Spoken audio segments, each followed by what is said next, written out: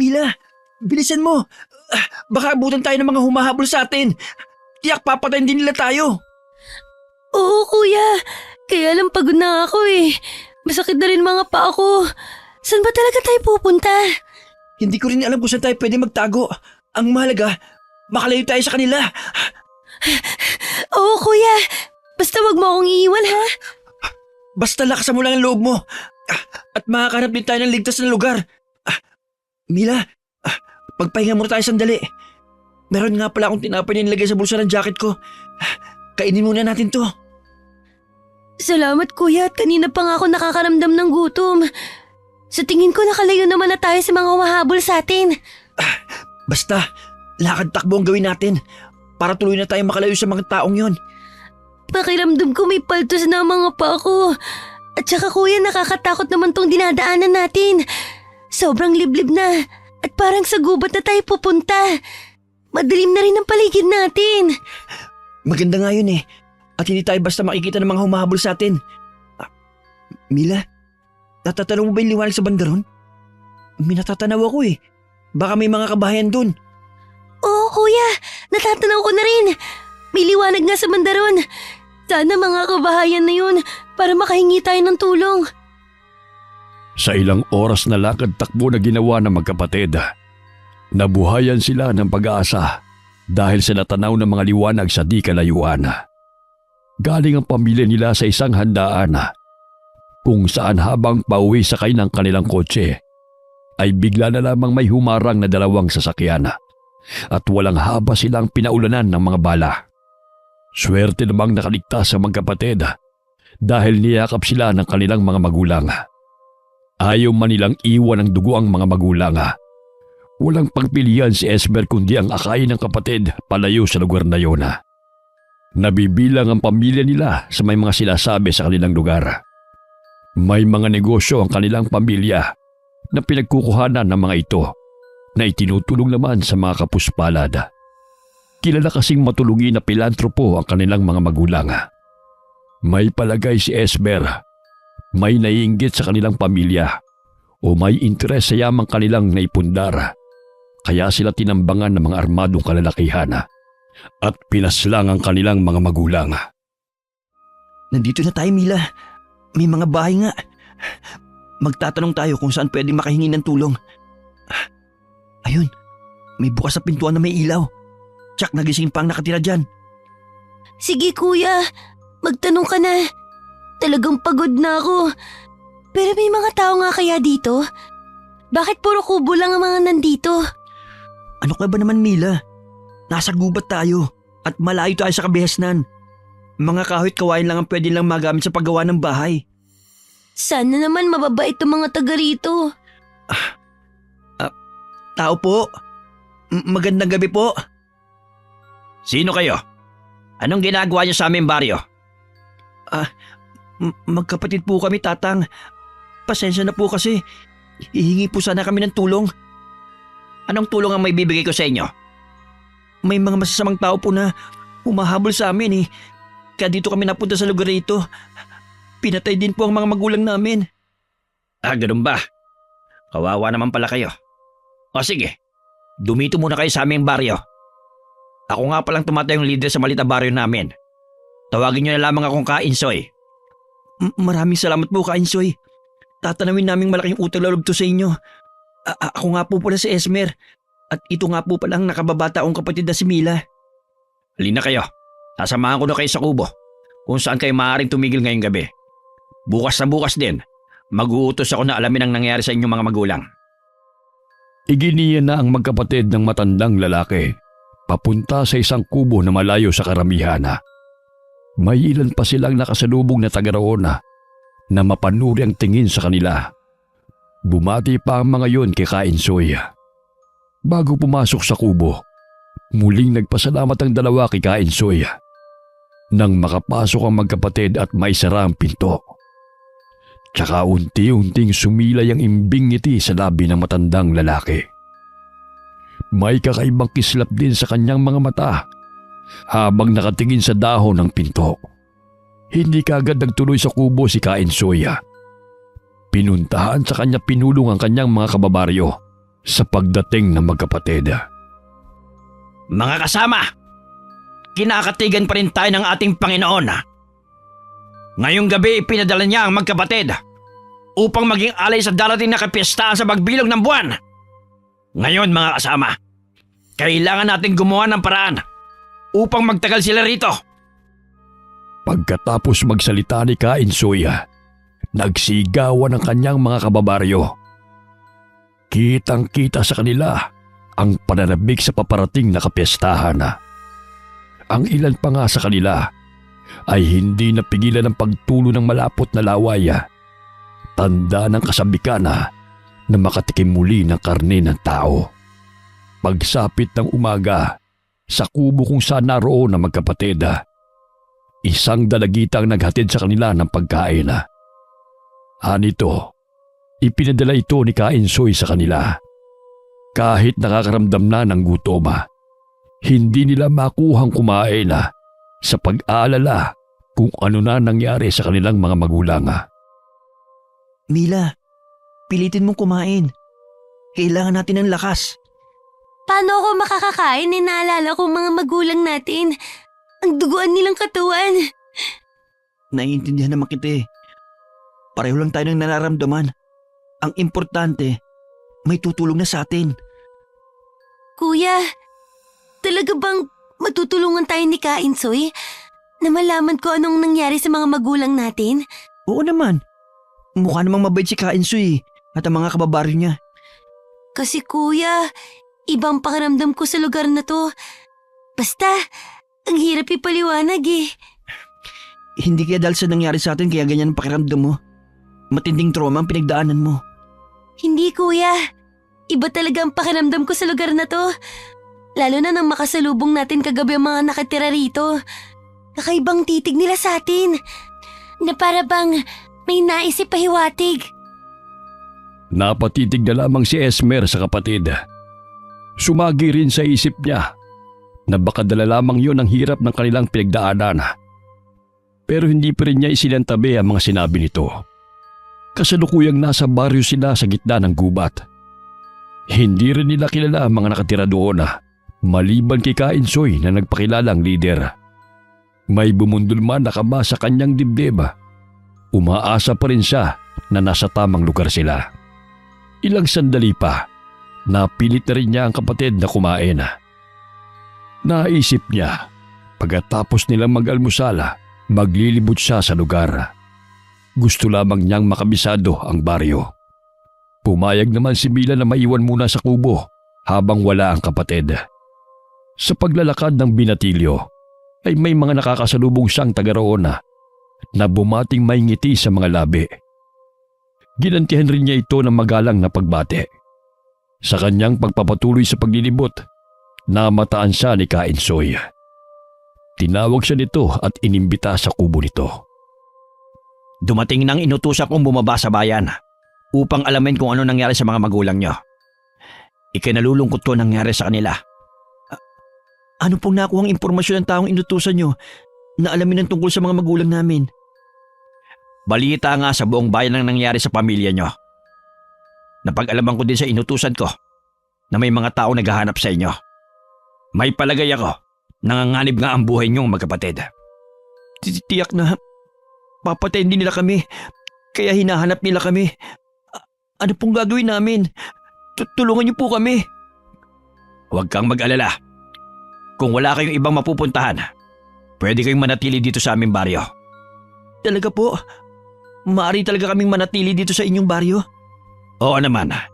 Bukas palad namin kayong tatanggapin dito. Ipanatag niyo ang kalooban niyo na ligtas kayo rito.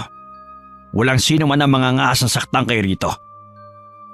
Kahit mabigat pa sa dibdib niya ang sinapit ng kanilang mga magulang, kahit papano naging panatag na ang binatilyo dahil natitiyak niya na ligtas sa lugar na yon. Nang makabalik siya sa kubo, nadatnan niyang nakahiga ang kapatid sa sahega na nasasapinan lamang ng manipis na banig. Agad namang bumangon ang dalagita at saka nagtanong sa kapatid sa ginawa nitong paglilibot. Sinabi ni Esmer sa kapatid na may mga tao pa rin naghahanap sa kanila at mas ligtas sila sa baryo na yon kung doon sila mananatili pansamantala. Paano na tayo, kuya? Ngayong wala na tayong magulang. Huwag ka mag-alala. Hindi kita pababayaan ano man ang mangyari. Talaga bang dito na tayo titira? Alam kong hindi ka sanay sa ganitong buhay. Pansamantala lang naman tayo dito eh. Habang meron pa naghahanap sa atin. Hanggang ngayon, hindi pa rin ako makapaniwala na ulila na tayo. Hindi na rin tayo makakabalik sa dati nating buhay. Tahan na, Mila. Nandito pa naman ako eh. Mas kailangan nating maging matapang ngayon. Natatandaan mo ba yung bilin sa atin ng mga magulang natin? Oo, kuya. Kahit mahirap susundin ko kung anong papagawa mo sa akin. Kakausapin ko si Kainsoy kung anong pwede kong maitulong sa kanya. Kapalit ang pagtigil natin dito sa baryo. Sa palagay mo kaya, kuya magkakaroon ako ng bagong kaibigan dito? Oo naman. Tingin ko naman mababait at pala kaibigan ng mga taga rito. Hindi ka mahihirapan magkaroon ulit ng mga bagong kaibigan. Pero mamimiss pa rin natin ang dati nating buhay. Kung magtatagal nga talaga tayo rito. Kailangan ngayon pa lang tanggapin na natin kung ano nangyari. Kailangan harapin natin ang bagong buhay. Tsak naman gagabayin tayo ng mga magulang natin Saan man sila naroon ngayon. Oo, kuya. Basta lagi ka lang nandyan sa tabi ko, lahat kakayanin ko. Muling kinausap ng binatilyo si Kainsoy upang ipabatid kung anong kanyang saloobin sa pagtigil nilang magkapatid sa lugar na yun. Nais ni Esmer na sa pagtigil nila sa baryo. Nais niyang makatulong sa mga taga roon kapalit sa pagkupkup sa kanila ni Kainsoy. Hindi naman napigilan ng matandang lalaki ang pagsilay ng ngiti sa labi. Nangangahulugan lamang kasi yun na panatag na ang kalooban ng binatilyo sa pagtigil sa kanilang baryo. Gaya ng sinabi ko noon, bukas ang baryo na ito sa pagtulong sa mga nangangailangan. Hindi naman ako humihingi ng kapalit. Mula ngayon, ituturing ko na kayong kapamilya. Talaga ho, Kainsoy? Oo, iho. Kaya ipanatag nyo na ang kalooban nyo ng kapatid mo. Kung gusto nyo may gawin kayo dito para hindi kayo mainip, malaya kayong makakakilos. Magagawa nyo rin ang mga nais nyong gawin. Kainsoy, meron po sana akong kailangan sa inyo. Ano yun, iho? Sabihin mo kung ano pa ang kailangan nyo ng kapatid mo. Nais ko po sana matutunan ng paraan ng pamumuhay nyo rito sa baryo. Yun ba? Simple lang ang pamumuhay namin dito. Madali nyo lamang matututunan sa mga darating na araw. Hindi nyo kailangang magmadali. Salamat po, Kainsoy. Babalikan ko na po ang kapatid ko sa kubo. Sige, iho. Kung may iba ka pang katanungan, puntahan mo lamang ako dito sa kubo ko. Nang makalabas ng kubo si Esmera, tsaka naman lumabas ang isang binatilyo sa isang silid na natatabingan ng bulaklaking kurtina. Hindi nalalayo ang edad nito sa binatilyo. Siya ang nag-iisang apo ni Kainsoy at papalit bilang pinuno ng kanilang tribo. Nang magtama ang mga mata nila ng kanyang lolo, gumuhit pareho sa kanilang mga labi ang makahulugang ngiti. Masaya namang naglakad pabalik ng kubo si Esmera. Pagdating niya, nadatnan niyang may mga pagkain na nakalapag sa sahig na yari sa kawayan. Bakas na rin sa mukha ni Mila ang pagkainip sa paghihintay sa kanya.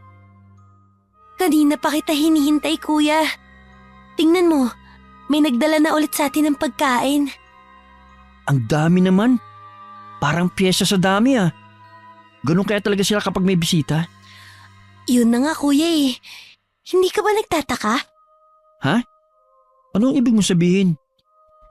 Nasa gitna tayo ng kagubatan. Hindi ka ba nagtataka kung saan nila kinukuha ang ganitong kasasarap na pagkain? Puro karne ang inihain nila sa atin. Ano naman ang nakapagtataka dun? Kuya, saan nila kinukuha ang mga to? Malay mo naman may mga alaga silang hayop na siya nilang kinakata at kinakain nila. Huwag ka na nga mag-isip ng kung ano-ano. Kumain na nga lang tayo. Kanina pa ako nagugutom Lalo ako nagutom nung makita ko ang mga to. Tinikman ko na yan kanina. Hindi ko gusto. Nalalansahan ako. Mukha naman masarap ah. Di naman malansa eh. Ang sarap nga ng pagkakatimple eh. Basta ayoko. Hindi ko gusto ang lasa. Sige, magugutom ka niya kung hindi ka kakain. Itong saging na saba na lang kakainin ko. Nagtibit balikat na lamang si Esmer. Itinuloy na lamang niya ang pagkain ng karne. Habang ang kapatid niya ay kumakain ng saging na saba. Umakto pa si Esmer na susubuan ng kapirasong karne ang kapatid na ikinainis nito. Tumawa naman ang binatilyo sa reaksyon ng dalagita. Pagsapit ng gabi, hindi agad nakatulog si Esmer. Napakalinsangan kasi ng gabing yun. Naririnig din niya ang alulong ng mga aso sa di kalayuan. Hindi tuloy niya maiwasan na kilabutan sa alulong na naririnig. Palibhasa nasa gitna nga ng kagubatan ng baryo. Hindi maiwasan ang binatilyo na makaramdam ng takot. Pero naisip niya na hindi dapat makahalata ang kapatid na may takot din siyang nararamdaman. Baka kasi panghinaan ito ng loob. Pinilit na lamang ng binatilyo na makatulog. Kinabukasan, tilaok ng mga manok ang nagpagising sa kanila ni Mila. Ilang sandali pa lamang silang nakakabangon nang dumating ang dalagita na laging nagdadala sa kanila ng pagkain. Sa pagkakataong yun, hindi lamang pagkain ang dala nito. May dala rin ito ng mga damit para sa kanila. Nang makaalis ang dalagita, saka lamang nila sinukat ang mga damit. Salamat naman binigyan nila tayo ng mga pamalit na damit. Kahapon pa ako nangangati. Sinabi ko naman sa'yo eh. Mababait ang mga taga rito. Naniniwala naman ako na mabait sila. Sana naman alisin mo na yung mga pagdududa mo sa kanila. Napaka-ingrato naman natin na pagkatapos nila tayong tulungan eh. Pag-iisipan pa natin sila ng masama. Oo, kuya. Pasensya na, sinasal ko ah. Mukhang masarap na naman ang almusal natin ah. Kung laging ganitong pinapakain nila sa atin, malamang tumaba tayo dito. Hindi ko pa rin gustong kumain ng putahe ng karne. Yung saging na lang ulit sa akin. Sige, kung bahala. Ang mahalaga eh, malamnan ang tiyan mo. Pagkatapos ng kanilang almusal, lumabas ang magkapatid ng kubo para magtanong kung saan sila maaaring maligo. Itinuro naman ng isang residente roon ang ilog sa di kalayuan.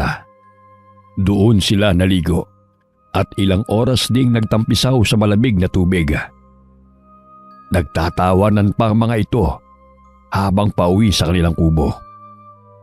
Sa di kalayuan, magkatabing nakatayo sina Kainsoy at apo nitong si Densyo. Sinusundan nila ng tingin ang papalayong magkapatid. Matuloy na lumipas ang mga araw. Nakasanayan na rin ang magkapatid ang klase ng pamumuhay sa baryo.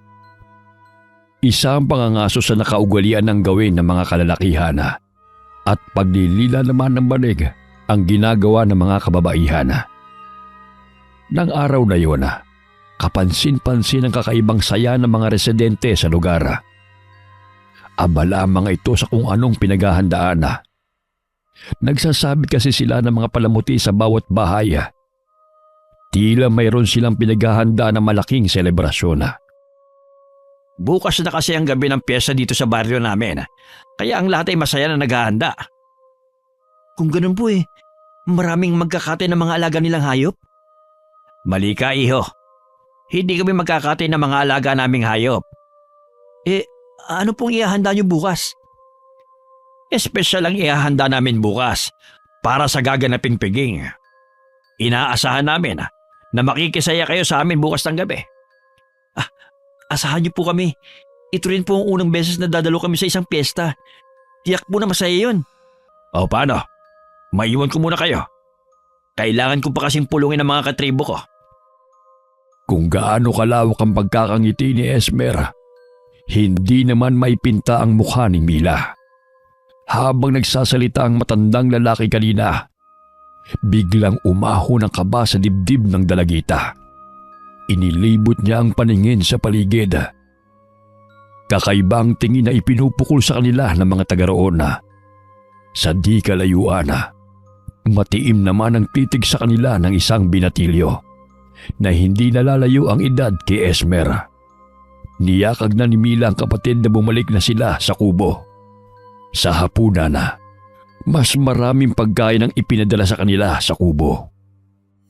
Para namang huling hapunan na natin to sa dami ng pagkain. Di ba nga, piyesta bukas? Kaya siguro maraming pagkain ngayon. Mauna ka nang kumain. Wala pa akong gana eh. Sigurado ka? Oo, magpapahangin lang pala ako sa labas. Para kasing ibang init ngayon. Para bang uulan. Nagtataka naman na nasundan na lamang ni Esmer ang paglabas ng kapatid. Habang naglalakad si Mila, nakarinig siya ng tila mga nag-uusap sa di kalayuan. Sinundan niya ang mga tilig hanggang makarating siya sa pinakalikod na ng mga kabahayan. Naroon ang mga residente na nagkukumpulan. Nasa harap naman nila si Kainsoy at ang isang binatilyo. Mga kasama! Bukas nagaganapin ang malaking piging sa ating baryo. Bukas, wala tayong ibang gagawin kundi ang magsaya at magpakabusog sa ilalim ng kabilugan ng buwan. Nagsigawan naman ng mga naroon.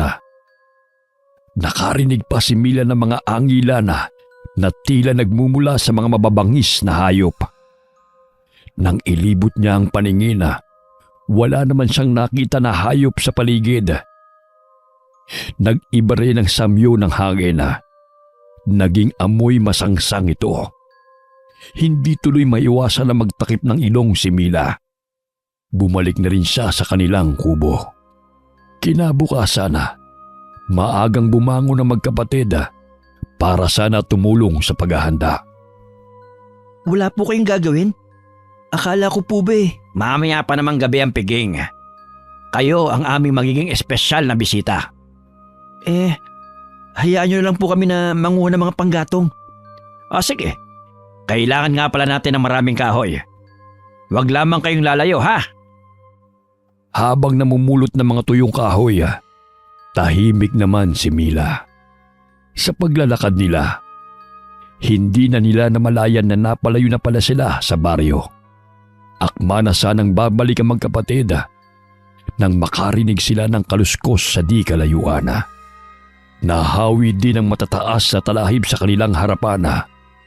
Lumabas doon ang isang matandang lalaki na puti na lahat ang buhok. May pasan din itong mga panggatong sa balikat. Nanunuri ang tingin nito sa kanila.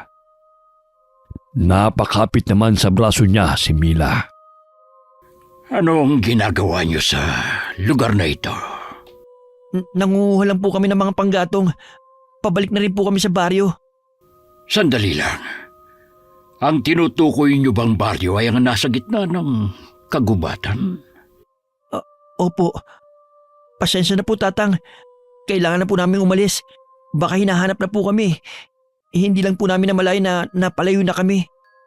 Mamayang gabi na ang piyesta sa baryo na yun. Alam niyo ba yun? Opo. Kaya nga po kami nangunguha ng mga panggatong. Kung ako sa inyo, huwag na kayong babalik doon. Bakit po? Ano meron sa baryo na yun? Mga aswang ang mga nakatira doon. Ho? Totoo po ba yan? Kaya siguro kakaibang kilos sa tingin nila sa atin. Baka tayong balak nila ihanda sa piging mamayang gabi. Ang napuntahan niyo ay ang baryo ng mga abwak. Isang uri ng aswang lupa. Ang lalaking abwak ay may kakayanang magpalit ng anyo bilang bayawak. Naghuhukay sila sa lupa. Isang paraan para abangan ang kanilang biktima. Ang babaeng abwak naman ay kayang magpalit ng anyo bilang uwak. Anong gagawin natin, kuya? Huwag ka matakot. Nandito lang ako para protektahan ka. Hindi ko alam kung paano kayo napadpad sa baryo ng mga abwak. Pero mapanganib kung babalik pa kayo doon. Paano po namin natitiyak na nagsasabi po kayo ng totoo, Tatang? Nasa inyo yun kung maniniwala kayo. Mahirap pong basta lang kami maniwala sa inyo. Si Kainsoy po ang tumulong sa amin magkapatid. Kinukup po nila kami. Kung sakali mang magbago ang inyong isip, taluntunin niyo lang ang daan na ito. Hihintayin ko kayo sa may sangang daan bago lumubog ang araw. Nang makabalik sila sa baryo, hindi nagpahalata ang magkapatid sa mga residente na may nalalaman na sila. Sa loob ng kubo nag-usap ang magkapatid kung ano ang dapat nilang gawin sa mga oras na yun. Nagdadalawang isip si Esmer kung maniniwala siya sa matandang lalaki sa gubat. Sa loob kasi ng ilang araw na pananatili nila roon, wala namang ipinakitang masama ang mga residente, lalo na si Kainsoy. Paano kung totoong mga aswang nga ang nakatira rito? Paano kung nagsasabi nga ng totoo yung matanda? Kanina lang natin nakilalang matandang yun. Maniniwala na ba kagad tayo sa kanya? Wala namang ebidensya yung matanda sa sinasabi niya eh. Sige, maghahanap muna ako na ebidensya. Saan ka pupunta? Bumalik ka nga rito. Naiwan na napakamot na lamang sa ulo si Esmer. Wala sa loob na napatingin si Esmer sa bukas na bintana. Napagtanto niya, malapit na palang lumubog ang araw. Si Mila naman habang naglalakad, palinga-linga sa paligid. Napansin niya na wala ang mga residente doon at saradong-sarado ang mga bahay. Naalala niya yung lugar kung saan nagpulong ang mga ito. Kaya doon na lamang siya nagpunta. Malapit na siya nang makarinig siya ng mga ingay. Saka dahan-dahan siyang lumapit sa likod ng mga nagtataasang halaman. Naulinigan niya ang ilang residente na nagtatawanan. Naulinigan ng dalagita ang pag-uusap ng ilang residente. Nabanggit pa nga ang pangalan nilang magkapatid. Labis ang kilabot na naramdaman niya nang marinig mismo sa bibig ng isang babae na sila ang ihahanda mamayang hating gabi. Napatuto pa sa bibig ang dalagita upang hindi siya makagawa ng anumang ingay. Akma na sana siyang aalis doon. Nang pagharap niya sa pinanggalingan ay bumungad sa kanya ang kapatid. Maagap naman itong tinakpan ang kanyang bibig upang hindi makalikha ng anumang ingay at sumenya sa kanyang sumunod. Malayo na ang natatakbo nila nang tumigil sila sandali. Kuya, totoo ngang aswang sila. Narinig ko mismo sa pag-uusap nila na tayo ang kanilang ihahanda mamayang gabi. Tama nga si Tatang. Alam ko, Mila. Narinig ko rin ang sinabi nila. Hindi mo lang napansin na nakasunod ako sa'yo. Nag-aalala kasi ako sa'yo eh. Anong gagawin natin, kuya? Palubog na ang araw. Kaya pa yan. Tugpain lang natin yung daan papunta sa lugar na sinasabi ng matanda. Hindi na tayo babalik sa kubo. Patakbong hinila ni Esmer ang kamay ng kapatid. Hindi pa man sila nakakalayo nang makarinig sila ng mga yabag na paparating. Kaya lalo nilang binilisan ang pagtakbo. Si Mila na may panakanakang lumilingon sa kanyang likurana kasabay ng paglubog ng araw. Kitang-kita niya ang pagbabagong anyo ng mga residente ng baryo na humahabol sa kanila. Halos hindi na makahinga sa pagod ang magkapatid sa bilis ng kanilang pagtakbo para makatakas lamang sa mga humahabol na mga abwak. Malapit na sila, kuya. Aabutan na nila tayo. Nandito na tayo. Nakita ko na rin na matanda. Tumatakbo rin siya pasalubong sa atin. Magtago na muna kayo. Ako na ang bahala sa kanila. Dala-dala ni Kakaryo ang kanyang armas na pinatulis na libon ng kawayan. Pawasiwas niyang sinalubong ang mga aswanga. Umaangil naman ang mga ito kapag sila'y tinatamaan. Habang abala si Kakaryo sa pakikipaglaban sa mga aswanga, hindi niya napansin ang hukay na ginawa ng isang abwak na papalapit sa kanyang direksyon. Agad siyang hinila nito pailalim, pero mabilis siyang nakakapit sa lupa. Nang makita yun ni Esmer, agad niyang dinampot ang libon ng kawayan at saka agad niyang itinarak sa abwak na humihila kay Kakaryo. Nang makita yun ng mga aswanga, agad silang tumalilis upang iligtas ang kanilang mga sarili. Nang sulyapan muli ni Esmer ang katawan ng abwak na may nakatarak na libon ng kawayan, nagulat siya nang makilalang si Kainsoy yun, ang lider ng baryo. Kaya pala ganun na lamang ang reaksyon ng mga kasama nito. Kanina pa ako naghihintay sa sangang daan. Malakas kasi ang kutob ko na darating kayo. Nag-aalinlangan nga po kami nung una. Kung maniniwala ba kami sa inyo. Mabuti na lang, nakumbinsi rin si Kuya. Nang pareho naming narinig ang pag-uusap nila. Tatang, paano na po kami? Wala na po talaga kami mapupuntahan na magkapatid.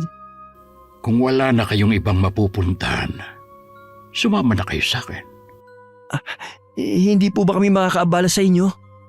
Huwag niyong isipin yun. Halina kayo at hindi tayo pwedeng manatili sa lugar na ito. Hanggat hindi pa sumisikat ang araw, ay mapanganib dito. Narating nila ang isang kubo na nasa gitna ng malawak na paranga. Napapaligiran ng kubo ng mga punong hindi namumunga. Napakalakas ng hangin na kulang na lamang ay tangayin sila. Bagya pang nangaligkig ang magkapatid sa lamig na nanunuot sa manipis nilang suot. Napag-alaman ng magkapatid na mag-isa na lamang na namumuhay ang matandang lalaki na ang pangalan ay Kakaryo. Ikinuwento rin nila ang nangyari sa kanilang mga magulang. Sa pagtigil ng magkapatid sa poder ni Kakaryo, hindi nila inaasahan na mapapamahal sila sa matandang lalaki. At ganun din ito sa kanila. Sa paglipas ng 10 taon tinuring na ng magkapatid si Kakaryo bilang ama. Kumusta ang kapatid mo at ang asawa niya? Maayos naman po ang lagay nila. Kasalukuyan pong nagdadalang tao na si Mila. Aba, magandang balita yan Oo nga po, Tay. Gusto nga po nilang dumalaw dito sa atin. Kaya lang po, masaya ng pagbubuntis ni Mila Kung gayon tayo na lang ang dadalaw sa kanilang mag-asawa kapag hindi na tayo masyadong abala. Kailangan mo pa kasi magsanay upang maging bihasa ka sa paggamit ng iyong mutya. Sige po, Tay. Kailangan ko nga po magsanay ng mabuti para maging kasing husay niyo sa pakikipaglaban. Kailangan nating maging handa. Kung sakali mang dumating ang araw na makatunggali nating muli ang mga abwak. Paparating na kasi ang panahon ng anihan kung kailan nagiging aktibo muli ang mga abwak. Handa na po akong harapin sila. Kahit papaano po, nakabisa ko ng paggamit ng aking mutya. Hindi pa sapat yan. Kailangan inyong maging isa ng iyong mutya upang makuha ang tunay na kapangyarihan nito. Sige po, ipagpapatuloy ko po ang aking pagsasanay. Minsan magkasama sila ni Kakaryo habang nangangahoy sa gubat. Habang naglalakad sila, ay aksidenteng nakapulot si Esmer ng isang bato na may kakaibang hugis na may kulay na maitim-itim. Kahalintulad ito ng batong buhay. Dahil sa kuryosidad ay isinilid niya ito sa kanyang bulsa. Siniguro niyang hindi ito malalaglag hanggang makauwi sila. Pagdating sa kubo, agad na ipinakita niya kay Kakaryo ang napulot na bato at nagtanong. Tay, may napulot po akong kakaibang hugis ng bato sa gubat. Anong klaseng bato po kaya ito? Patingin nga ako, anak, at susuriin ko kung anong klaseng bato yan. Ito po, para po siyang may sariling buhay. Akin na at susuriin ko kung hindi ako nagkakamali. Ito ay isang mutya na nanggagaling sa isang damo na kung tawagin ay makahiya. Talaga po, Tay? Paano po kaya ito gamitin? Gaano po kaya kabisa ang taglay nitong kapangyarihan? Teka, anak, kukunin ko muna ang aking libreta. Sa tagal ng panahon hindi ko nakabisado ang kapangyarihan ng bawat mutya. Napakaswerte ko po pala, Tay. Sa dinami-dami ng tao, hindi ko akalaing ako pa nakapulot sa mutya ng makahiya. Alam mo, anak, hindi lahat ng tao ay pwede magkaroon ng mutya. Pinipili lang nito kung sino ang karapat-dapat. Ibig po bang sabihin ako ang karapat-dapat na magtanga nito? Hindi ko pa masasagot ang tanong mong yan, iyo. Hanggat hindi lumalabas ang kapangyarihan ng mutya. Hindi natin matitiyak kung ikaw nga ang pinili nito. Sige, Tay. Sabihin niyo na po ang kapangyarihan ng mutya nito. Ayon dito sa libreta, mabisang proteksyon ng mutya ng makahiya sa masasamang elemento tulad ng lamang lupa, duwending itim at mga aswang. Nagtataglay din ito ng pampaswerte sa taong may tangan nito. Balutin mo ito sa kapirasong telang pula at gawin mong kwintas. Huwag mo itong aalisin sa iyong katawan. Ito ang magiging proteksyon mo. Tatandaan ko po ang lahat ng tinuran nyo. Bumalik sa kasalukuyan ng isip ni Esmera. Pinutol niya na ang pagbabalik tanawa kung paano niya nakuha ang kanyang mutya. Tinitigan niya ito na ginawa niyang kwintas. Mula nang maging isa sila nito, kakaibang lakas na ang kanyang naramdaman. Batid niya, handa na siya sa paparating na laban.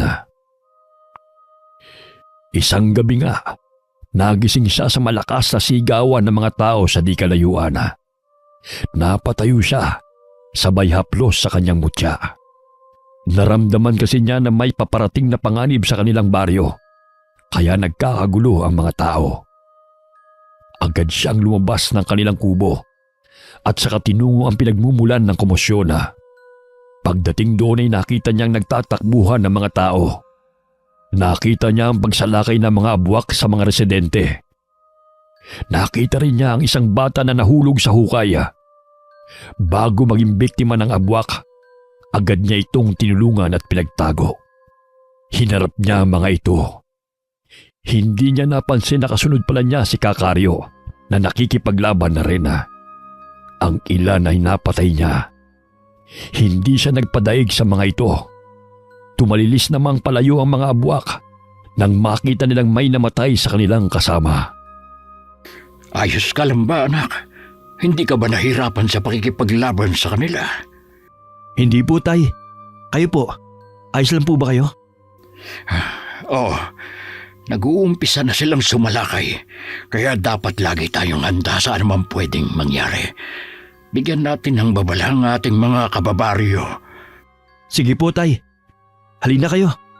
Atin silang pulungin upang malaman nilang dapat nilang gawin kung sakaling sumalakay muli ang mga abwak. Nakakapagtaka na napaaga ang kanilang pagsalakay. Hindi pa naman panahon ng anihan. Ano po kayang dahilan kung bakit sila sumalakay ngayon?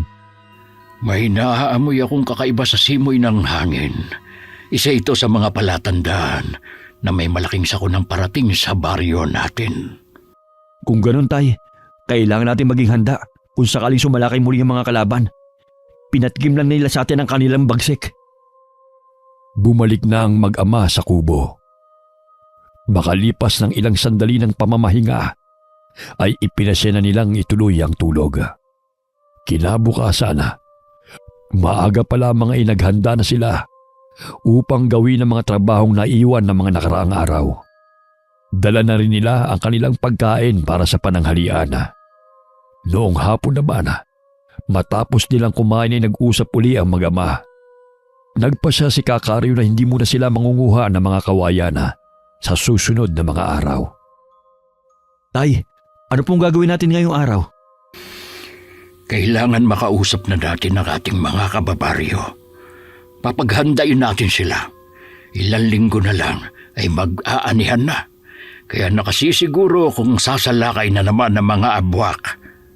Sa tingin ko nga po, Tay, kakailanganin natin ang tulong ng ating mga kababaryo. Naisip ko nga rin. Dahil ang mga abwak buong puwersa kung sila'y sumalakay. Ganon sila nagkakaisa. Kung ganun, Tay, kailangan din nilang manguha ng kawayan at lagyan ng tulis para may armas din sila sa oras na sumalakay ang mga abwak. Ngunit nang matapos ang pagpupulong, ay wala ni isa man sa kanilang mga kababaryo ang naglakas loob na magtaas ng kamay para sabihing sasama sila sa pakikipaglaban. Kahit napansin ni Kakario na may takot ang mga kababaryo, ay sinabihan niyang huwag matakot dahil sila ni Esmera mangunguna sa pakikipaglaban. Napansin din yun ni Esmera, kaya minabuti niyang turuan ng mga ito kung paano gagamitin ang kanilang mga armas. Nananaig man ang takot ng mga kababaryo, ay nakumbinsi din niya ang mga ito na umanib sa kanilang pakikipaglaban. Sama-sama silang nagpunta sa kawayanan upang manguha ng kanilang gagawing armas. Mabuti na lang po at nakumbinsi natin sila. Oh, Malaking puwersa man ang sumalakay, ay hindi tayo mahihirapang harapin sila. Bumalik na po muna tayo. At nakatitiyak akong magiging handa na sila dahil sa mga itinuro ko kung paano gamitin ang armas. Sige, na makapagpahinga naman tayo. Dahil sa katandaan marami na akong iniindang sakit sa katawan ko. Mag-init lang po ako ng tubig para makapagtimpla at makahigop tayo ng mainit na kape. Iniisip ko ngayon na noong mapatay ang leader nila, sino kaya ang namumuno sa kanila ngayon? Narinig ko noong nandun pa kami sa baryo ng mga abwak. Ayon sa usapan ng mga taga ron, may apo si Kainsoy na kasamang nakatira sa kanyang kubo. Pero ni minsan hindi pa namin siya nakaharap noon. Sa pagkakaalam ko nga meron siyang apo. Nakatitiyak ako na siya ang leader nila ngayon. Yun din pong nasa isip ko. Tiyak na alam niya na akong pumatay sa lolo niya. Magkaganon man, hindi natin papayagang manaig ang puwersa nila laban sa atin. Makalipas ang 1 linggo, nanatiling tahimik ang kanilang baryo. Walang bakas na may darating na panganib. Ngunit lingid sa kanila ay may plano na ang mga abwak sa pagsalakay sa araw na di inaasahan ng mga taga-baryo. Sa pag-uusap ng dalawa, ay nasisiguro nilang hindi mananaig ang puwersa ng mga abwak laban sa kanila. Batid kasi nila na mas magaling ang kanilang mga armas at pananggalanga laban sa mga ito. Handa na sila, maging ang buong taga-baryo, sa pagsalakay ng mga abwak anumang oras. Sa gabi mataman silang nakikiramdama. Ayaw nilang sila ang masurpresa sa pagdating ng mga kalaban. Isang hapon habang nagsasalansan si Esmer ng kahoy sa kalanana, isang bisita ang hindi inaasahan itong darating. Nagulat na lamang siya nang makarinig ng boses babae na tumatawag mula sa labas. Kuya, si Mila to. Oh, anong ginagawa mo rito? Namiss na kasi kita, kuya. Kaya naisipan kong dalawin ka. Inaasahan ko kasi ikaw ang dadalaw sa amin ng asawa ko. Pero nakalipas ng ilang buwan, hindi ka man lang dumalaw. Alam ba ng asawa mo ang pagpunta mo rito? Oo, nagpaalam ako sa kanya. Gusto nga sana niyang sumama. Kaso meron siyang naiwang trabaho Pero susunod daw siya dito sa akin. Mga ilang araw ba ang plano mo na manatili dito? Gusto ko sanang dumito muna pansamantala. Madalas kasi, ako lang mag-isa sa bahay Pwede naman kaso ang inaalala ko ikaw Buntis ka pa naman. Nasaan nga pala si Itay? Pauwi na siguro yun. Nangunguha lang ng kawayan. Ay, baka siya na yung dumating. May tao sa labas Oh, nandito ka pala, Mila. Buti dinalaw mo kami. Namiss ko po kayo ni Kuya Bagamat pwede kang mamalagi rito, napakadelikado dito sa baryo ngayon. Bakit po, Tay? Nung isang gabi lamang sinalakay ng mga abwak ang baryo natin. Inaasahan namin na anumang sandali ay sasalakay muli sila.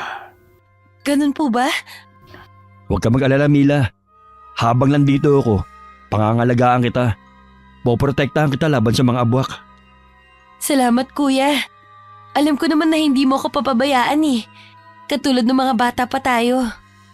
Mabuti pa pumasok na tayo. Kanina pa madilim ang langit. Tiyak na malakas ang parating na ulan. Hindi pa man nga sila natatagalan sa loob ng kubo. Bumuhos na ang malakas na ulan. Sinabayan pa yon ng panakanakang pagkidlat at pagkulog. Sa kabilang dako naman, sa baryo ng mga abwak, nakatingin si Dencio sa bangkay ng kanyang tatanga na nakaupo sa kanyang trono. Bungo at kalansay na lamang ito. Pero hanggang ng mga sandaling yun, tumatanggi pa rin siya na ipalibing ito. Kailangan niya munang maipaghiganti ang pagkamatay nito. Nakatatak na sa kanyang isipan ng eksenang yun kung paano pinatay ni Esmer ang kanyang tatanga. Napakuyom na lamang ang kanyang kamao nang maalala ang mukha nito. Balang araw, maghaharap din tayo, Esmer. Ako mismo ang papaslang sa'yo at sa mga mahal mo sa buhay. May isang abwak na nagmamatsag sa bawat kilos ng mag-ama at sa baryo. Kaya alam ni Densyo ang mga plano nila. Kaya naman tinapatan nila ang pagpaplanong ito. Samantalay sa kubo ng mag-ama ay masayang nagbibiroan. Mababaka sa kanilang mukha ang kapanatagan ng kanilang loob. Muling inaalala ni Mila ang mga nakaraan sa kanilang buhay sa piling ni Kakario. Kung paano sila inaruga nito. Lumalaki silang napapamahal sa matanda. Kaya itinuring na nila itong tatay kalaunan at sila bilang mga anak. Sa loob ng mahaba-habang panahon ay nanatili pa rin sa kanila ang pangungulila sa pagkawala ng kanilang mga magulang. Pero lahat ng pagmamahala ay pinunan ni Kakario. Hindi po namin makakalimutan ng mga kabutihan niyo at pagmamahal sa amin, Tay. Ako pa nga ang dapat na magpasalamat sa inyo. Mula nung dumating kayo, naging makulay muli ang buhay ko. Siguro po, itinadhana ang pagsasama-sama natin. May iba nga po pala ako. Nabanggit niyo na sa akin na delikado ngayon dito sa baryo. Dahil po ba sa mga abwak? Oo, pero huwag ka mag-alala. Nakahanda na ang buong baryo sa kanilang pag-atake. Kung hindi nga lang kami nag-aalala sa kalagayan mo, gusto sana namin na dumito ka na muna. Mula kasi na mag-asawa ka kami na lang ang lagi mag-asama ni tatay. Namimiss nga namin yung mga panahon na magkakasama tayo sa pagpunta sa gubat at kawayanan. Hayaan mo, kapag may pagkakataon kami ng kuya mo, kami naman ang dadalaw sa inyo. Maaring nakapanganak ka na sa panahong iyon. Matutuwa tiyak ang asawa ko. Matagal na niya kasing gusto na makapunta kayo sa amin . Hindi sa itinataboy ka namin ni tatay. Pero kailangan mo na rin umuwi sa inyo. Kaya naman kitang protektahan. Pero mas panatag ako kung nasa ligtas kang lugar. Kayo ng pamangkin ko. Sige, pero bukas sana makapunta tayo sa ilog. Yung dating pinaliliguan natin, kung saan doon tayo sinasamahan ni tatay. Namiss ko talaga ang paliligo sa ilog na yun. Oo ba? Ay, teka lang. Magluluto muna ako ng hapunan natin. Kayo muna ni tatay magkwentuhan. Kinagabihan, matapos na sila'y maghapunan, inayos ni Esmer ang tutulugan ng kapatid. Sinigurado niyang magiging komportable ito sa kanyang higaan, lalo't nagdadalang tao ito. Nang gabing yun, masaya pa nilang pinag-usapan ang pagtungo kinabukasan sa ilog. Kinabukasan, maagang gumaya ang magkapatid papuntang ilog. Naghanda lamang sila ng pagkain para sa pananghalian at merienda nila. Hindi na rin sumama ang tatay nila dahil may kailangan pa itong gawin. Tayo na, Mila. Malayo-layo din naman ang ilog na yun. Mamaya ay mainit na. Maganda maglakad ngayon, hindi pa gaano matindi ang sikat ng araw. Oo, kuya. Ikaw nang magdala ng basket ng ating pagkain. Magdadala din ako ng gulok. Baka kailanganin din natin. Ikaw nang mauna. Makipot tong daan . Hindi naman pwedeng magkaagapay tayo maglalakad. Malapit na tayo sa ilog. Nadidinig ko na yung lagaslas ng tubig. Ayun, kuya. Doon tayo sa dati nating pinaliliguan. Medyo malalim ang tubig doon at masarap maglangoy. Mauna ka ng maligo. Mangunguha muna ako ng daon ng saging. Nagagawin natin patungan ng pagkain. Sige, kuya. Ang lamig ng tubig. Hanapin ko talaga to pag-uwi ko sa amin. Ninamnam ni Mila ang malamig na tubig. Bahagya pa siyang nangaligkig sa ginawa. Maya-maya lamang, bumalik na rin si Esmer. May dalang binata ng ilang pirasong saging at buko. Kumaway pa si Mila sa kapatid. May ilang oras din silang nagtampisaw sa tubig bago umahon. Tiyak kasi na nasa katanghaliang tapat na kung pagbabasihan ng sikat ng araw. Si Esmer na rin ang naghain ng pananghalian nila. Simple at yung madaling dalhin lamang ang kanyang inihanda. Pritong isda, itlog na maalat na may kamatis at sibuyas. Mayroon ding hinog na papaya na kasama. Bandang 3:00 ng hapon nang umuwi silang magkapatid. Naabutan na rin naman nila si Kakario sa kubo na naghihintay sa kanila. Akala ko sandali lang kayo sa ilog. Bakit hapon na kayo dumating? Nag-aalala na kasi ako. Pasensya na po kayo, Tay. Sinamantala ko na kasi ang pagkakataon na maligo sa ilog. Kaya inabot kami ng hapon. Baka kasi matagalan uli bago ako makabalik dito eh. Oo nga po, Tay. Tsaka, maaga pa naman po kami nakauwi.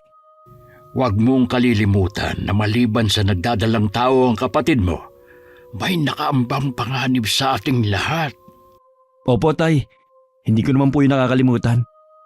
O pumasok na kayo sa kubo at meron akong sasabihin sa inyo. Ako na magliligpit ng mga dinala nating gamit.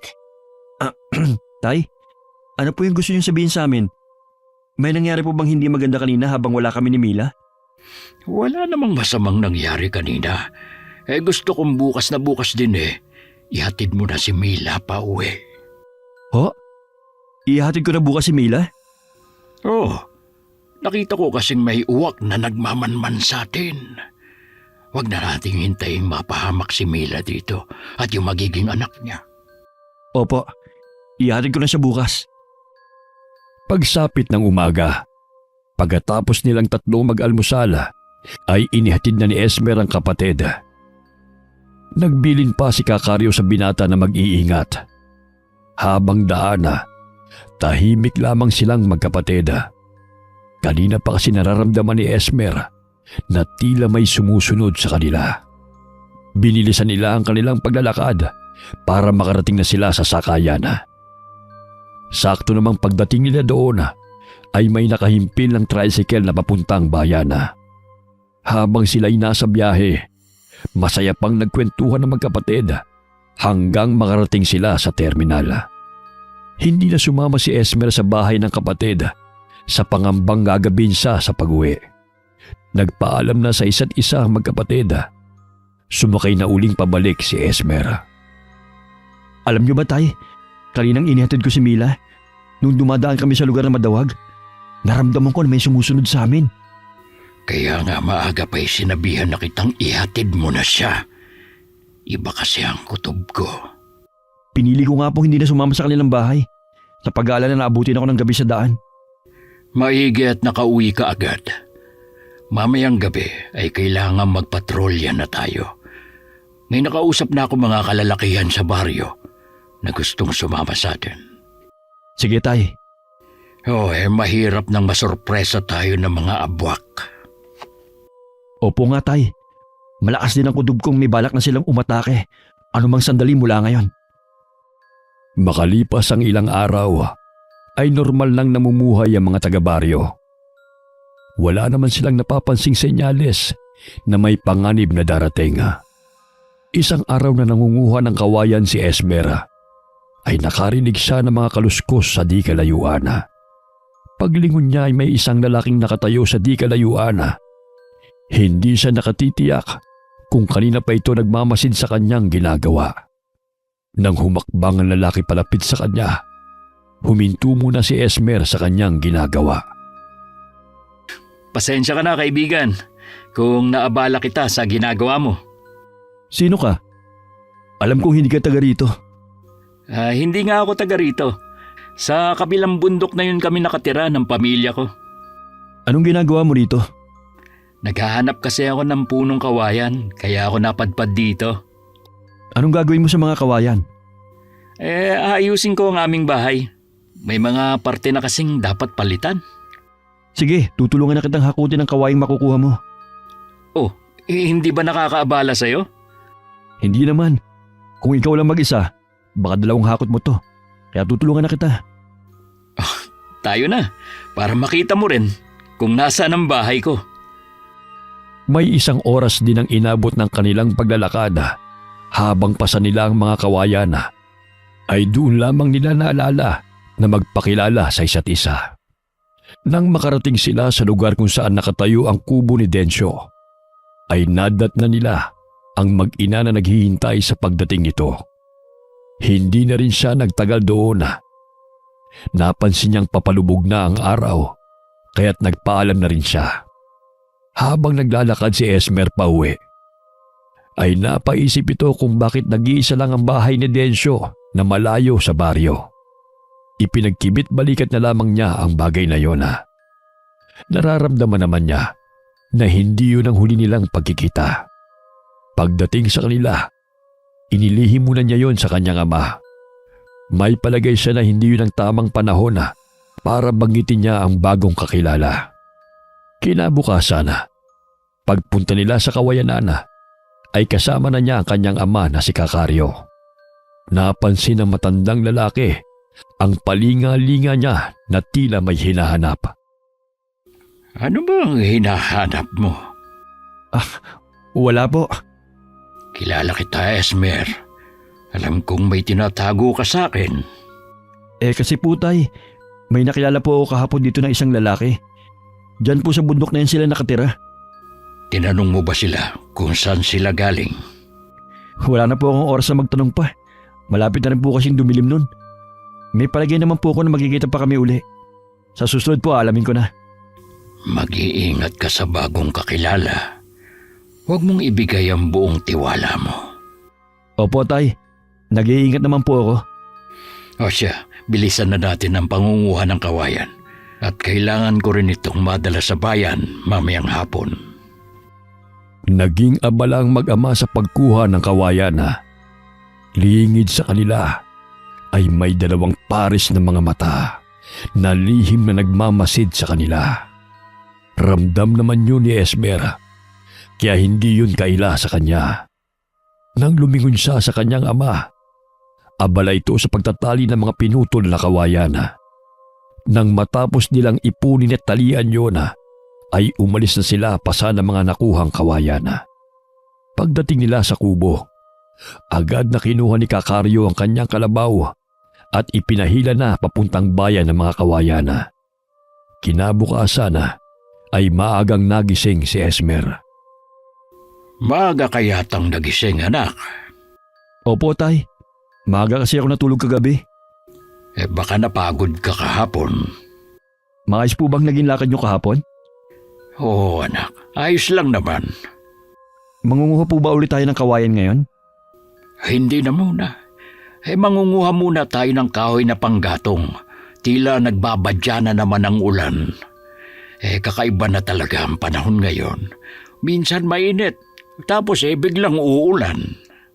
Sige po tay, ako na lang po mangangahoy. Dumito na lang po muna kayo. Habang nangunguha ng kahoy na gagamitin sa panggatong, muling nagkita sina Esmer at Densyo. May dalang saging na saba at panggatong ang huli. Ngumiti pa si Densyo nang makita ang binata. Nagkita tayong muli, kaibigan. Sa nakikita ko nakapanguha ka na ng panggatong. Bakit dito ka nangangahoy? Masyado na itong malayo sa tinitirhan nyo. Sinadya ko talaga na dito mangahoy. Nagbabaka sakali kasi ako na magkita tayo. Bakit hindi na lang kayo lumipat ng pamilya mo dito sa lugar namin? Nakatitiyak namang mainit kayong tatanggapin ng mga kababaryo ko. Naku, hindi pwede. Kasi may mga tanim at alaga akong mga hayop na hindi pwedeng iwanan doon. Ganun ba? Pero kung sakali na magbago isip mo, magsabi ka lang. Kung wala ka bang kasama sa kubo mo, bakit mag-isa kang nangangahoy? Meron, ang tatay ko. Hindi ko na lang siya pinasama dahil kaya ko namang gawing mag-isang pangangahoy. Pagkatapos ba nito uuwi ka na sa inyo? Hindi pa. Mangunguha pa ako ng saging para may makain kami ng tatay ko. Malakas pa ba ang tatay mo? Oo naman, kaya pa nga niya magpasa ng kawayan Paano? Mauna na ako sa'yo. Magkita na lang tayo uli, kaibigan. Tinanguan na lamang ni Esmer ang lalaki. Sinundan pa niya ng tingin ng papalayong lalaki. May bahagi sa kanya ang may konting pagdududa rito. Pero sa tingin naman niya, hindi ito masamang tao. Nasundan pa uli ang kanilang pagkikita nang manguha ulit siya ng kawayan para gawing sibat. Tuwing pupunta sa kubo ng lalaki si Esmer, hindi nakikisalamuha ang mag-ina sa kanya. Pakiwari niya ay talagang mailap lamang sa ibang tao ang mga ito.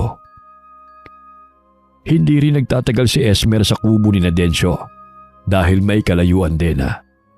Habang siya'y naglalakad, naramdaman ng binata na parang may nakasunod sa kanya.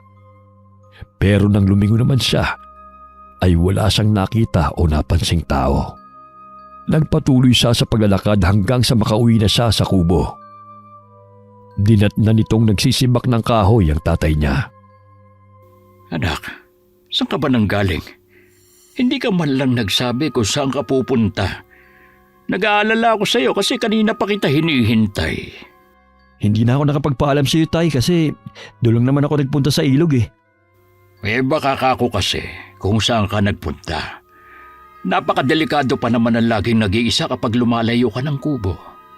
Huwag po kayo mag-alala sa akin. Kaya ko namang ipagtanggol ang sarili ko eh, kung sakaling may magtangkang manakit sa akin.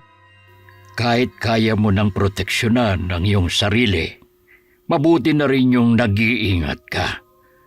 Pakiramdam ko kasi meron laging nakasubaybay sa iyo. Tatandaan ko po ang sinabi niyo, Tay. Halika, dito tayo sa loob ng kubo mag-usap. Tay, kailan ba uli kukuha sa'yo yung suki mo sa kawayan at tagabayan? Sa 1 linggo pa uli. Uubusin daw muna nila yung dinala ko doon para hindi maimbak sa kanilang bodega. Aba, kailangan pala bago dumating ang linggo, makaipon ulit tayo ng kawayan. Para hindi na natin iisipin kung kailan ulit tayo mangunguha. Huwag kang mag-alala, hindi tayo magagahol sa araw. Sa paglipas ng mga araw, naging palagay na sa isa't isa sina Esmer at Densyo. Hanggang na mga sandaling yun wala pa ring alam si Kakaryo sa madalas nilang pagkikita. Marami nang naikwento si Esmer tungkol sa kanya, maliban sa nangyari sa mga magulang.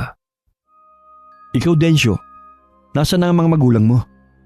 Sanggol pa lang ako nang mamatay ang mga magulang ko. Mula noon, lolo ko nang nagpalaki sa akin. Pareho pala tayo na ulila na sa mga magulang. Akala ko ba tatay niyo ang kasama mo? Hindi talaga namin siya totoong tatay. Kinupkup lang niya kami noon, pagkatapos niya kaming iligtas.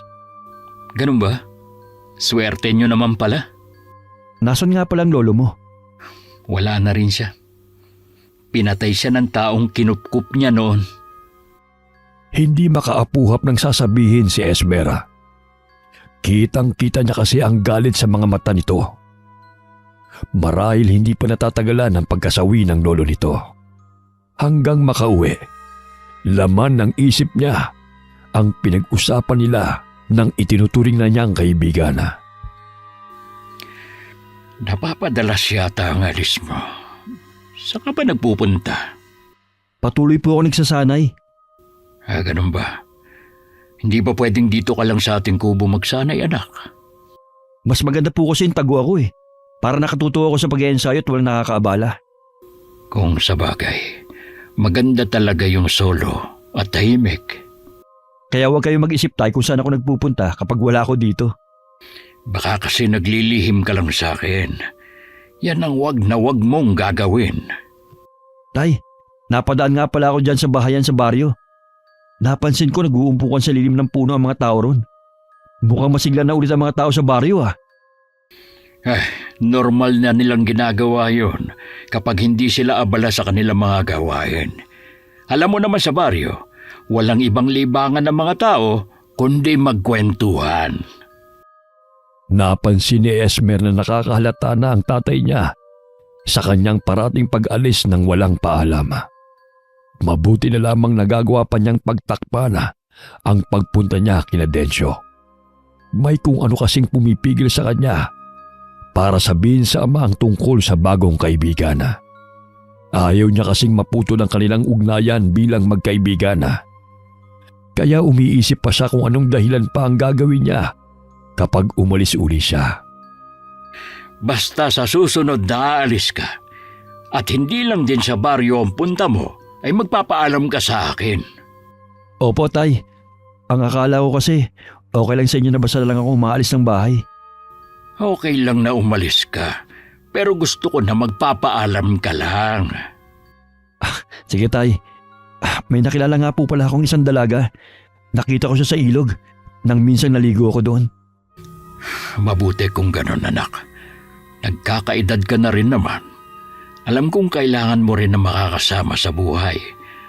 Darating din kasi ang araw na mawawala din ako sa piling nyo. Lihim na napangiti si Esmer sa naging pagdadahilan niya sa kanyang tatay. Sinabi lang niyang may nakilala siyang dalaga sa ilog.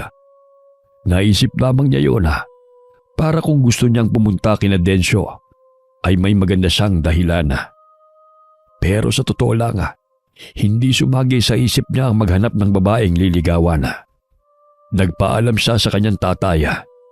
Sinabing pupunta muna siya sa bahay ng nakilalang dalaga. Mahingiting sumilay sa mga labi ni Kakaryo.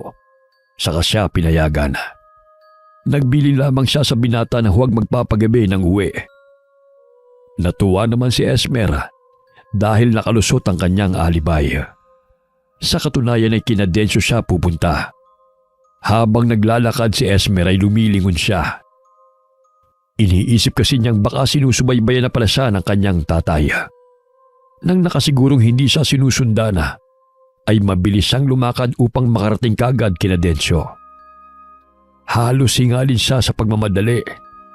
Nang marating niya ang kubo ng lalaki, nadatnan niyang tila malalim ang iniisip nito. Oh, kaibigan, bakit tila malalim ang iniisip mo? Pasensya na. Buti pumunta ka ngayon. Ang totoo niyan, naiinip na ako. Para kasing may problema ka, kaya ang tahimik mo kanina. Wala akong problema.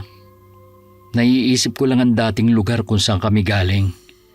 Saang lugar ba kayo nagmula? Bakit dito kayo napadpad? Malayo yun dito. Dito lang din ako nakaramdam ng kapanatagan ng kalooban. Kaya dito kami nagtayo ng kubong matitirahan ng mag-ina ko. Ano ba nangyari? Bakit nilisan niyo ang lugar na yon? Samantalang dito, wala kang kapitbahay kahit na isa. Tahimik kaming namumuhay doon. Nang di inaasahang sinalakay kami ng mga abwak. Mapalad lang, hindi kami nakasama sa mga naging biktima. Pareho pala tayo na naging karanasan. Kami man ay naging biktima din ng mga abwak. Nakatakas lang kami nang tulungan kami ng itay namin. Iniisip ko pa rin naman na bumalik doon.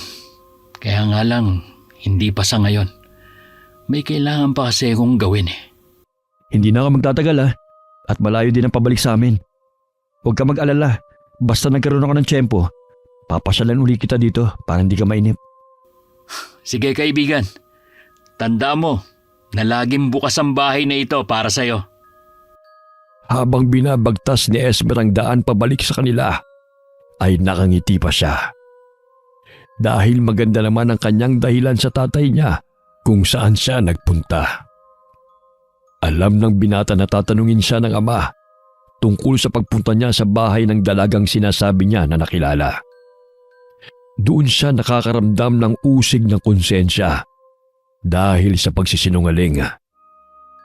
Nakabuo na ng isasagot ang binata kung sakali na magtatanong nga sa kanya ang ama. Hindi nagtagal, natanaw niya na ang kubo nila. Nakita niya ang ama na nakaupo sa ilalim ng mayabong na puno ng sampalok. Malalaki ang hakbang na lumapit siya rito. Oh, tay, bakit nandiyan kayo? Hapon na. Medyo maalinsangan kasi kanina sa loob ng kubo kaya dito muna ako nakaupo. Doon na po tayo sa loob. Malapit na rin namang gumabi. Oh anak, ano naman ang nangyari sa pagpasyal mo sa dalaga na kinakwento mo? Maayos naman po akong hinarap. Dangan nga po lamang at hindi ako masyado makapagsalita tungkol sa aking pakay. Bakit naman? Binata ka naman at matikas din ang iyong pangangatawan. Tayo naman, ngayon lang ako nakaranas umakyat ng ligaw. Siyempre po nahihiya ako. Sa susunod, medyo konting gilas, anak. Baka mapag-iwanan ka ng panahon. Hayaan niyo, tay. Pagbubutihin ko ng panliligaw ko. May dapat lang, anak, para abutin pa akong malakas ng aking magiging apo. Tayo naman, apo na kagad. Tung wala pa nga akong sinasabing mahal ko siya. Mabuti na yung maagap. Kasi dun din naman ang patungo nun. Walang kamalay-malay si Kakaryo sa pagsisinungaling ng itinuturing ng anak. Malaki kasi ang tiwala nito sa binata. Lingid sa mag-ama, pareho silang napaglalalangan ni Densyo para mahulog sa isang patibong. Samantala, naisipan naman ni Densyo na puntahan ang baryo ng mga abwak para kumustahin. Pero malayo pa lamang, nakaamoy na siya ng hindi maganda. Agad siyang nagkubli para hindi malaman ng mga nasasakupan niya ang kanyang pagdating. Ganun na lamang ang gulat niya nang makita ang kababata na nakaupo sa trono niya habang nagbibigay ng utos sa mga residente ng baryo. Ang ilan na tumutol sa sinasabi ng kababata ay agad na kinitlan ng buhay nito. Napakuyom ang kanyang kamao sa nasaksihan. Mabigat man na iwan ng mga nasasakupan niya, wala siyang magawa kundi bumalik sa kanilang kubo sa bundok. Pag-uwi na abutan niya ang ilang abwak na sinasalakay ang kanilang kubo. Pilit namang nanglalaban ang kanyang asawa. Mga traidor! Paano niyo nagawa ito sa akin bilang pinuno niyo? Mga lapastangan! Ngumisi lang sa kanya ang mga dating tagasunod. Kahit hindi pa kalat ang dilema. Dahil mayayabong ang puno at halos hindi na makapasok ang silahis ng araw. Nagmistulang madilim ang lugar na yon. Nagpalit bilang abwak si Densyo. Mabangis na parang hayop sa gubat na sinalakay niya ang kapwa abwak. May isang natirang buhay na alam niyang tapat sa kanyang kababata. Tinanong niya ito bago kitlan ng buhay. Masakit kay Densyo ang patayin ng kapwa abwak. Pero kung hindi niya yun gagawin, kapahamakan na naghihintay sa kanila ng kanyang pamilya. Napasigaw na lamang siya na bumulahaw sa mga ibon sa gubat na dahilan para lumipad palayo. Hindi siya makapaniwala na dahil sa kaabalahan niya sa pagpaplano na makaganti kay Esmera, unti-unti nang naaagaw sa kanya ang trono. Tay, meron sana po akong gustong ipagtapat sa inyo. Hoy, tungkol ba sa babaeng nililigawan mo? Ang totoo po niyan, nagsinungaling ako sa inyo. Wala naman po talaga akong nililigawan eh. Sabi na nga ba eh. Iba talaga ang kutob ko sa malimit mong pag-alis. Patawarin niyo po ako. Hindi mo ba alam na pwede kang mapahamak dahil sa pagsisinungaling mo? Kaya nga po hindi na ako nakatiis na hindi ipagtapat sa inyo eh. Sino ba ang pinupuntahan mo? Isa pong bagong kaibigan, si Densyo. Densyo, iba ang kutob ko sa taong yan. Layuan mo siya. Huwag ka na muling makikipagkita sa taong yon. Hindi naman nakaimik si Esmera. Alam niyang mahihirapan na siyang puntahan ng kaibigan.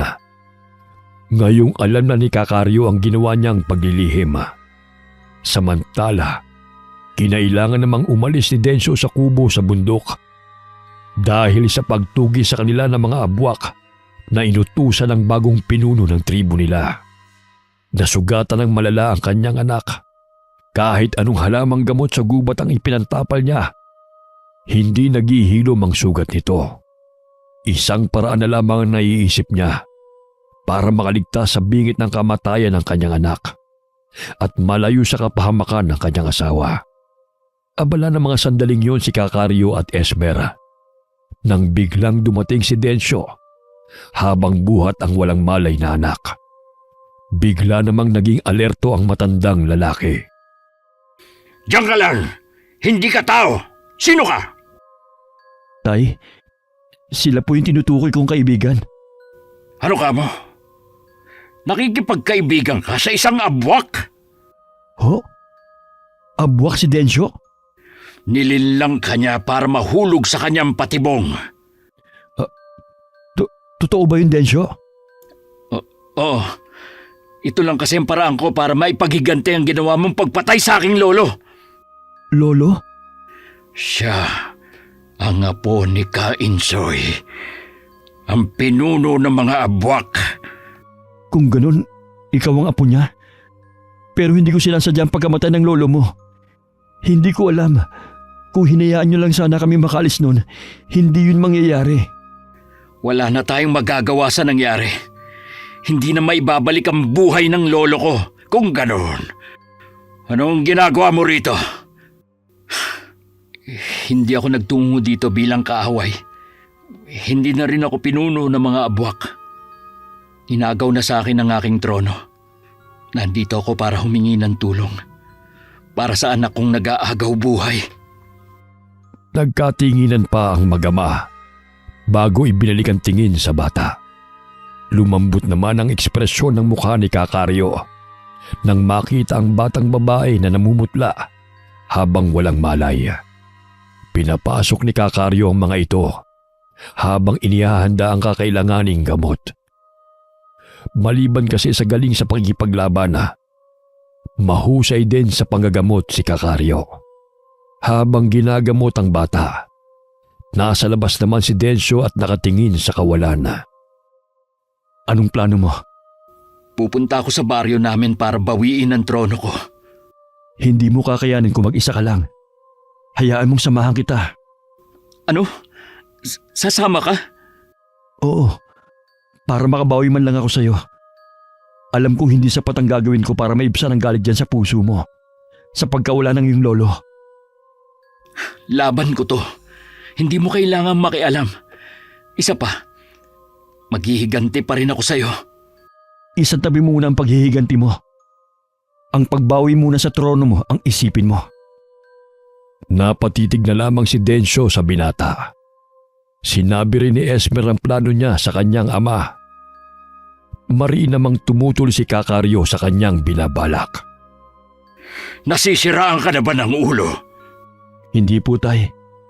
Pero naisip ko na kung tutulungan ko si Densyo, baka hindi na rin nila salakay ng baryo natin at para makabawi na rin ako sa kanya. Paano kung pagdating niya doon ay may nakahandang patibong? Kung pupunta ka doon, sasama na rin ako. Gusto sanang tumutol ni Esmer, pero nagpumilit pa rin ang ama na sumama. Ligtas na rin naman ang anak ni Densyo. Kailangan na lamang nitong magpalakas.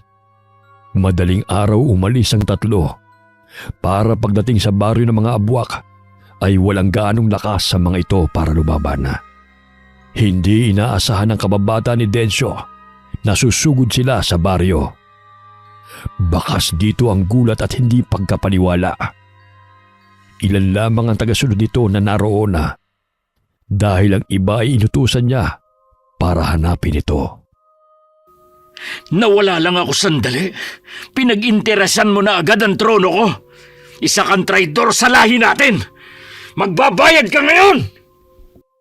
Kahit kita ang matinding takot sa kababata ni Densyo, nagawa pa rin itong lumaban. Pero dahil mas hamak na malakas at lalo pang pinalakas ng galit si Densyo, nagawa nitong talunin ng umagaw sa kanyang trono. Samantala, ang mag-ama naman ay abala rin sa pakikipaglaban sa ibang abwak na panig sa bagong itinuturing nilang pinuno sa baryo na yon. Dahil parehong may tangan ng mutya, walang laban sa kanila ang mga kalaban. Nang matapos sa madugong labanan na yon, pinalaya nila ang mga abwak na nasa kulungan na naging tapat kay Densyo. Nagbunyi pa ang mga ito sa pagkakaligtas sa kanila. Maraming salamat sa pagtulong niyo sa akin na mabawi ang trono ko.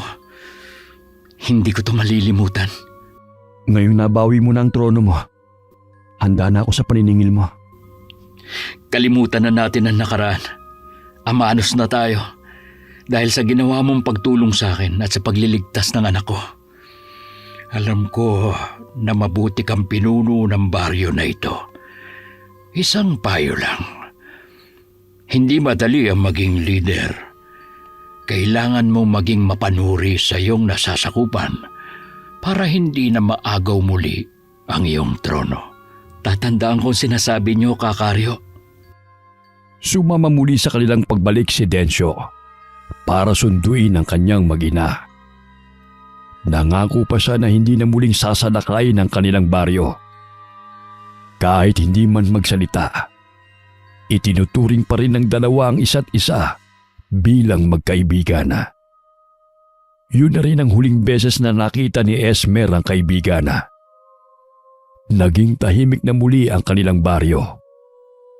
Yun na rin ang pagkakataon para madalaw nila ang kapatid na si Mila. Isang linggo na sila sa bahay ng mag-asawa nang sumakit ang tiyan ng kapatid. Nanganak ng araw na yon ng isang malusog na sanggol na lalaki si Mila.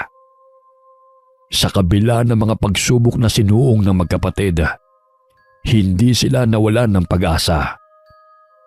Kasama si Kakario na itinuring na nilang tunay na ama, namuhay silang tahimik at masaya. Ganon din si Densyo at ang kanyang tribo na pinili na mamuhay ng tahimik sa kanilang baryo sa gitna ng kagubatan. Matagal na panahon na rin nang may marinig ang mga tao tungkol sa tribo ng Abwak na naninirahan sa gitna ng kagubatan. Hanggang tila naging alamat na lamang sila na walang makapagpatunay kung totoo ba silang nabubuhay sa panahon ngayon. Dahil ang mga taong nakarating sa baryo na yon at maaaring magpatotoo ay matagal ng panahong namayapa dahil sa katandaan. Hindi na rin nila yon isinalin sa mga kaapu-apuhan para maging lihim na lamang ang bagay na yon. Wakas.